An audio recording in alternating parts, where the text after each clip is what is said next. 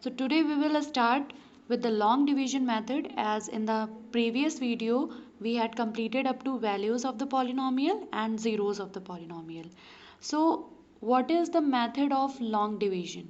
So here you can have one example. Through the example, like px is given x plus 3x square minus 1 and gx is x plus 1. So now if you need to divide px by gx, so what you should follow first? You will convert the particular given px and the gx in the general form. So in the general form means you will arrange all the terms of the polynomial in the descending order of the degrees.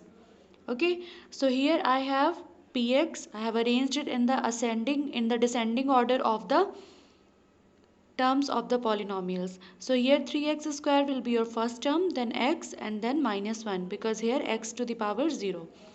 Similarly, gx is also being arranged in the same way. Now for the second step, what we will do, we will follow the simple division method that we do for the real numbers also. We will choose the nearest multiplier and we will follow further with the division. Now, how you will get to know the particular value is your remainder. So, for the remainder, if the degree of the particular remainder will be less than gx. So, here you can see the degree of gx is 1. So, if you get the value of the remainder, the degree of that remainder is 0, then you will say that yes, this is the remainder. So, let's proceed with it. So here I have taken px 3x square plus x minus 1 and here is gx.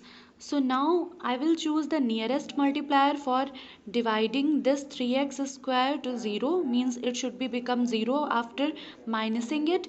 So I have taken 3x as the nearest multiplier. So you can see when x multiplies to 3x, it becomes 3x square. Similarly, when 1 will be multiplied with the 3x, then it will become 3x. Now while subtracting, you can see here the sign change will occur. So from this, because this is in plus sign, it will become minus, so it will provide you 0. Similarly, plus 3x will again become minus, so minus 3x plus x is minus 2x. Now the second term means the minus 1 here. We will just write it in the same way. Now again for the first term, you can see we will choose the nearest multiplier which is divisible to it. So here for this we will choose minus 2 as the nearest multiplier. So x into minus 2 becomes minus 2x. So this will provide you 0. Similarly, when you will multiply 1 with minus 2, it will give you minus 2. So here when you will again subtract, you can see here minus minus becomes plus. Again minus minus becomes plus. So this will cancel out, it will give you 0.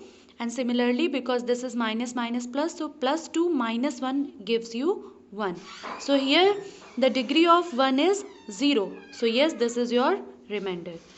So now remainder is 1, and since the degree of remainder is less than gx, here the degree is 0. So you can say you have got the remainder, that is 1.